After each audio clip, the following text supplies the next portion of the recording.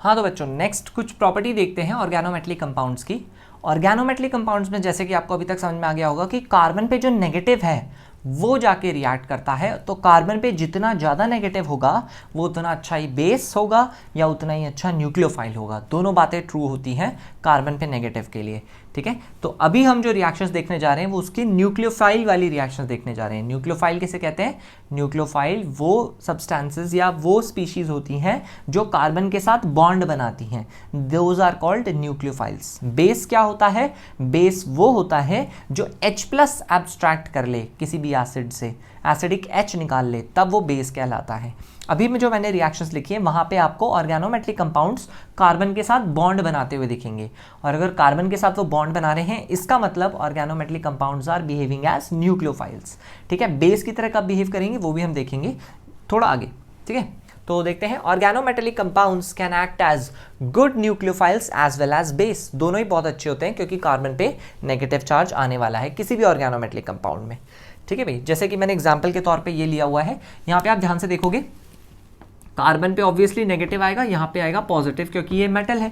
यहाँ पे देखो, यहाँ पे भी आएगा कार्बन पे नेगेटिव, यहाँ आएगा पॉजिटिव, ये मेटल है। यहाँ पे कार्बन पे आएगा नेगेटिव, यहाँ मेटल पे आएगा पॉजिटिव। बस इस तरीके से मैं आसानी से न्यूक्लियोफाइल आइडेंटिफाई कर सकता हूँ कि अटैक करेगा कौन। ठीक है, तो जो अटैक करेगा उस स्पीशी को मैं यहाँ पे थोड़ा रिप्रेजेंट कर दूँ। अटैक करने वाली जो स्पीशी है वो ऐसी दिखेगी, CH3 CH2 माइनस, है ना। इसको थोड़ा सा बना लेते हैं अलग से, देखो ये, ताकि ध्यान रहे कि अटैक करवाना किसको है। ठीक है, यहाँ पे मैं बना लेता हूँ, यहाँ पे भी अटैक करने वाली स्पीशी वैसी है, सेम ऊपर वाले जैसी, CH3 CH2 minus, this species is going to attack. और लास्ट वाले केस में है CH3 CH CH3 और यहाँ पे है माइनस। ये तीन स्पीशीज हैं जो जाके अटैक करेंगी हमारे अल्काइल हैलाइड पे फर्दर। ठीक है, यहाँ पे देखना हमारा अल्काइल हैलाइड कैसा है। इस अल्काइल हैलाइड को बोलते हैं बेटा 1 degree alkyl halide, 1 degree RX। 1 degree क्यों? क्योंकि halogen is attached to a carbon which is attached to only one other carbon. ऐसे कार्बन को 1 डिग्री अल्काइल हैलाइड बोलते हैं, ऐसे अल्काइल हैलाइड को। ठीक है, यहाँ पे अगर देखोगे halogen is attached to a carbon which is attached to 2 other carbon, इसे कहते हैं 2 डिग्री अल्काइल हैलाइड। ठीक है, ये है 2 डिग्री अल्काइल हैलाइड। अगेन यहाँ देखो ध्यान से, halogen is attached to a carbon that is attached to only one other carbon. This is also called a 1 degree alkyl halide. ठीक है, अच्छा इंपॉर्टेंट चीज टू नोट मैंने अलग से लिख दी है, organometallic compounds do nucleophilic substitution. अरे भाई न्यूक्लियोफिलिक सब्स्टिट्यूशन क्या होता है? ध्यान से देखो, कोई बड़ी बात नहीं है। न्यूक्लियोफिलिक सब्स्टिट्यूशन मतलब एक नेगेटिवली चार्ज स्पीशी अटैक करेगी, एक नेगेटिवली चार्ज स्पीशी लीव कर जाएगी, that is called nucleophilic substitution. है ना, एक न्यूक्लियोफाइल आया, एक न्यूक्लियोफाइल चला गया, है ना। तो जैसे ये फर्स्ट एग्जांपल की अगर मैं बात करूं, है ना, देखना ये CH3 CH2 नेगेटिव ने अटैक करना है। कहां अटैक करेगा? जहां पे डेल्टा प्लस होगा, जहां पे डेल्टा प्लस बनेगा। डेल्टा प्लस कहां बनेगा? जहां से हैलोजन जुड़ा होगा, जहां हैलोजन जुड़ा होगा वहीं डेल्टा प्लस बनेगा, है ना। फिर क्या करना है अपने को? इस नेगेटिव पॉइंट से अटैक कराना है। नेगेटिव पॉइंट से अटैक कराना है कैसे? ये जो नेगेटिव चार्ज है यहां से आप अटैक कराओगे इस पे और इस Cl को करा दोगे लीव कराने से क्या हो जाएगा? देखना CH3 CH2 यहाँ पे जाके जुड़ जाएगा, तो फाइनली ये प्रोडक्ट देखना ऐसा कुछ, CH3 CH double bond CH single bond CH2 और इस पे जुड़ा हुआ है CH2 CH3। इस तरीके से जुड़ जाएगा और ये हमारा मेजर प्रोडक्ट बन जाएगा। सिंपल है। अगला देखो CH3 CH2 माइनस, ये किस पे अटैक कराया मैंने? 2 डिग्री अल्काइल हैलाइड, RX मतलब अल्काइल हैलाइड। तो 2 डिग्री अल्काइल हैलाइड पे अगर मैं अटैक कराऊंगा, सेम वही डेल्टा प्लस डेल्टा माइनस ढूंढो, ये रहा डेल्टा प्लस, ये रहा डेल्टा माइनस। तो ये नेगेटिव कहाँ अटैक करेगा? ऑब्वियसली जहाँ पॉजिटिव है वहाँ अटैक करेगा और इसको भगा देगा। तो एक नेगेटिवली चार्ज स्पीशी आई और Br माइनस निकल गया, है ना। तो इसको भी क्या बोलेंगे? Substitution, nucleophilic substitution. ठीक है, और इसका एक स्पेशल नाम भी है, इसे SN2 बोलते हैं, न्यूक्लियोफिलिक सब्स्टिट्यूशन। 2 का क्या मतलब है ये आप पढ़ोगे हायर क्लासेस में, 12th में आपको पता चलेगा ये SN2 एक्चुअली में क्या होता है। बस SN का फुल फॉर्म ध्यान रखो अभी फिलहाल के लिए, न्यूक्लियोफिलिक सब्स्टिट्यूशन, है ना। 2 का क्या मतलब है ये बाद में देखेंगे। ठीक है भाई, नेगेटिवली चार्ज स्पीशीज हमने यहाँ अटैक कराया, Br माइनस को निकाल दिया, तो क्या होगा? इस पोजीशन पे जाके 2 कार्बन जुड़ जाएंगे। तो ये कुछ ऐसा दिखेगा, देखना ऐसा है, यहाँ पे जुड़ जाएगा हमारा CH2 CH3, ये हो गया सब्स्टिट्यूशन, है ना। Br माइनस जा चुका है। ठीक है, साइड प्रोडक्ट के नाम पे आप ऐसे सोच सकते हो, जब Br माइनस निकलेगा ना, यहाँ से जो MgBr है उसके साथ Br लग के MgBr2 बन जाएगा, वो हमारा एक साइड प्रोडक्ट हो गया। सिमिलरली फर्स्ट केस में अगर आपको साइड प्रोडक्ट जानना है तो इतना पार्ट हटाने के बाद Li प्लस बचा था, वो जो Cl माइनस निकला वो LiCl मिलकर एक साइड प्रोडक्ट बन जाएगा। तो हमें साइड प्रोडक्ट से ज़्यादा इंटरेस्ट नहीं होता है ऑर्गेनिक में, मेन प्रोडक्ट्स मालूम होने चाहिए, वो मैं बनाते जा रहा हूँ। ठीक है, ध्यान से अगला एग्जांपल देखेंगे। देखो यहाँ पे RMgx था हमारा, ये RMgx में नेगेटिव आया इस कार्बन पे, देखो मैंने इसको लिख लिया CH3 CH और बीच वाले पे नेगेटिव है इस बार। ठीक है, इस वाले पोर्शन से यहाँ से अलग कर दिया मैंने, यहाँ नेगेटिव है अज्यूम कर लिया। अच्छा, और ये कितना डिग्री अल्काइल हैलाइड है? 1 डिग्री अल्काइल हैलाइड है। ठीक है, 1 डिग्री अल्काइल हैलाइड है, तो यहाँ पे आ गया डेल्टा प्लस, यहाँ पे आ गया डेल्टा माइनस, और आपको कराना है यहाँ से अटैक। जैसे आप यहाँ से अटैक कराओगे ये लीव कर जाएगा। ठीक है, ये लीव कर जाएगा, तो ये कार्बन जुड़ा मिलेगा आपको यहाँ पे, यानी कि 3 कार्बन स्ट्रेट और बीच वाले कार्बन से आपको 2 कार्बन और जुड़े मिलेंगे।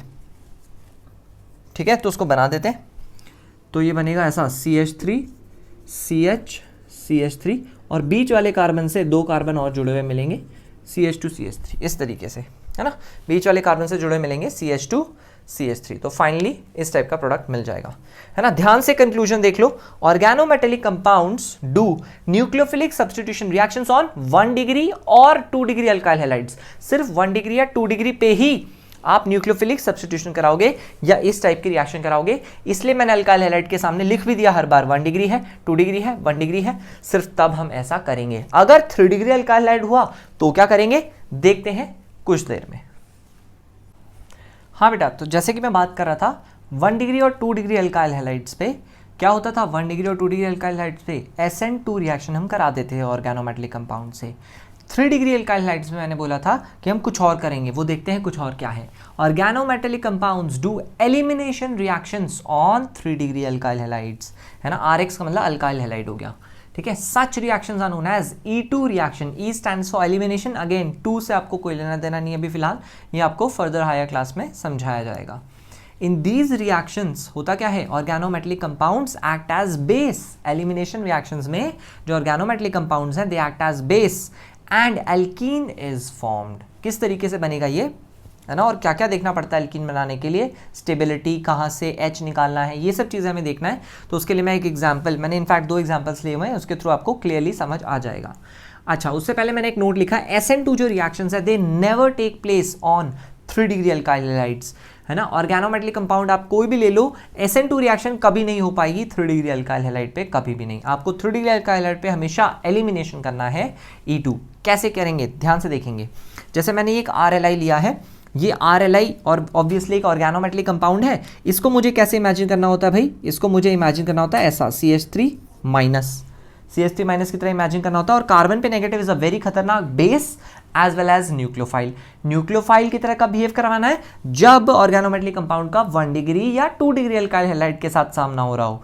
पर अगर 3 डिग्री अल्काइल हैलाइड दिया हुआ है सामने, जैसे कि ये है ना, यहाँ पे देखो हमें 3 डिग्री RX दिख रहा है, जब 3 डिग्री अल्काइल हैलाइड सामने दिया हो तो RLI से हमें बेस की तरह बिहेव कराना होता है और H निकालना होता है, एसिडिक H। कहाँ से निकालते हैं वो एसिडिक H, ध्यान से देखना।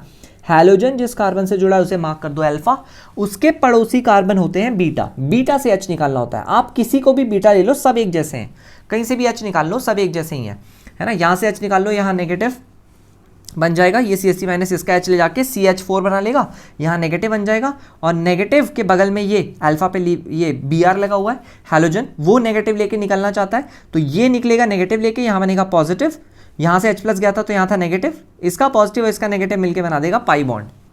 ठीक है, तो क्या होने वाला है, इन शॉर्ट आप बस इतना ध्यान रखो, अल्फा से हैलोजन, बीटा से हाइड्रोजन, दैट्स इट, प्रोडक्ट बन जाएगा।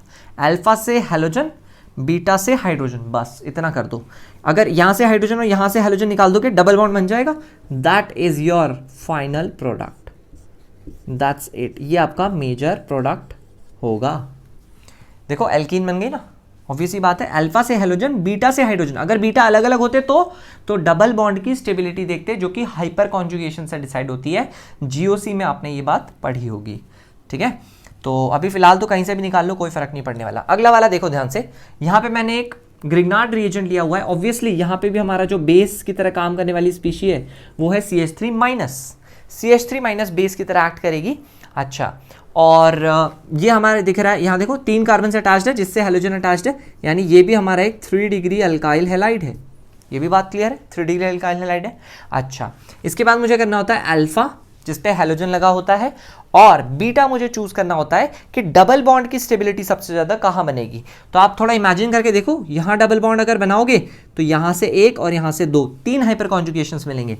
अगर यहां डबल बॉन्ड बनाओगे तो यहां डबल बॉन्ड बनाने के लिए तीन, यहां से तीन और एक चार, चार और दो छह हाइपर कॉन्जुगेशंस मिलेंगे। अगर बाई चांस आपने यहां डबल बॉन्ड बनाया, यहां डबल बॉन्ड बनाते वक्त तीन, दो पाँच और दो सात हाइपर कॉन्जुगेशन, तो बेस्ट है ये वाला बीटा ले लो, ये वाला बीटा। ठीक है, कौन कौन से बीटा मैंने चूज किए देखो, बीटा 1, एक था ऑप्शन ये बीटा 2 का, और एक था ये ऑप्शन बीटा 3 का। हर एक अल्फा बीटा 1 उसके साथ डबल बॉन्ड बना के ट्राई करो, अल्फा बीटा 2 उसके साथ डबल बॉन्ड बना के ट्राई करो, अल्फा बीटा 3 उसके साथ डबल बॉन्ड बना के ट्राई करो। जो सबसे ज्यादा स्टेबल डबल बॉन्ड है, यानी जो या तो रेजोनेंस में जा रहा हो डबल बॉन्ड तो बहुत ज्यादा स्टेबल होता है, या फिर उसके हाइपर कॉन्जुगेशंस बहुत ज्यादा हो तो बहुत ज्यादा स्टेबल होता है। तो रेजोनेंस का तो कोई स्कोप दिख नहीं रहा मुझे, हाँ, लेकिन हाइपर कॉन्जुगेशन मैक्सिमम मिलेगा जब अल्फा और बीटा 1 के बीच में आप डबल बॉन्ड बना दोगे। तो H आप निकालोगे बीटा 1 से और अल्फा से निकाल दोगे हैलोजन, यानी कि जो हमारा डबल बॉन्ड बनेगा वो कुछ ऐसा बनेगा। यहाँ डबल बॉन्ड आ जाएगा, यहाँ पे एक मिथाइल ग्रुप लगा ही हुआ था ये वाला, और यहाँ पे एक और मिथाइल ग्रुप लगा हुआ है। देखो इसमें 3 3 6 3 3 6 2 8 और 2 10, अरे ये तो बहुत ज़्यादा हो गए। 3 3 6 डबल बॉन्ड के चक्कर में 3 3 6 2 8 और 2 10 आ रहे थे इनफैक्ट, है ना। 10 हाइपर कॉन्जुगेशंस आ रहे हैं जो कि और किसी केस में नहीं आएंगे, है ना। आप और कहीं डबल बॉन्ड बना के चेक कर लो, आपको 10 हाइपर कॉन्जुगेशंस नहीं मिलेंगे। तो that will be your final product, है ना। Alkene will be your final product in elimination reactions, in E2 reactions. Clear है? हाँ तो बच्चों नेक्स्ट एक इंपॉर्टेंट पॉइंट देखना, न्यूक्लियोफिलिक सब्स्टिट्यूशंस जिनकी हम ये भी बात कर रहे थे कि जो हमारे ऑर्गेनोमेटलिक कंपाउंड्स होते हैं वो 1 डिग्री और 2 डिग्री अल्काइल हैलाइड्स पे न्यूक्लियोफिलिक सब्स्टिट्यूशन दिखाते हैं। पर अगर मान लो मैंने ये 1 डिग्री अल्काइल हैलाइड लिया है, यहाँ पे एक 2 डिग्री अल्काइल हैलाइड है, और इनके साथ मैं ऑर्गेनोमेटलिक कंपाउंड्स का रिएक्शन कराने जा रहा हूँ, पर ऐसे केस में इन दोनों में होगा नो रिएक्शन। अरे भाई ऐसे कैसे नो रिएक्शन, क्यों है ये नो रिएक्शन? ऐसा क्या गलती कर दी इन दोनों रिएक्टेंट्स ने, है ना। आइए देखते हैं इन दोनों रिएक्टेंट्स की क्या गलती थी।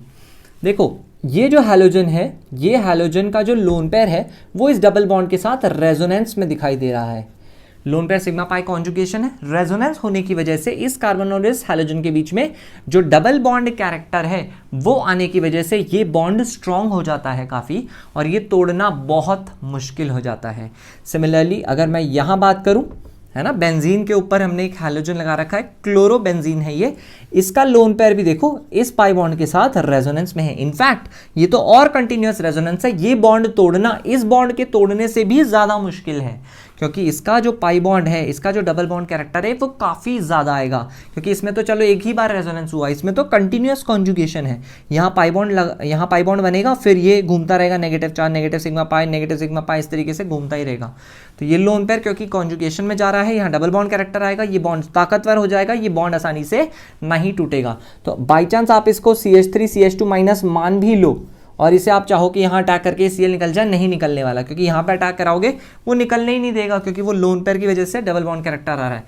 सिमिलरली जब आप इसे मानोगे, इसे आप मानते हो क्या CH3 माइनस, ऐसा मानते हैं हम इसे, और इससे अगर मैं अटैक कराना चाहूँगा यहाँ पे और मैं चाहूँगा ये निकल जाए, नहीं निकलने वाला, क्योंकि अगेन ये बॉन्ड काफ़ी स्ट्रॉन्ग हो चुका है बिकॉज ऑफ द रेजोनेंस। ठीक है, तो इस बात का ध्यान रखेंगे। इसी टाइप के हैलाइड्स को बोलते हैं विनाइल हैलाइड्स।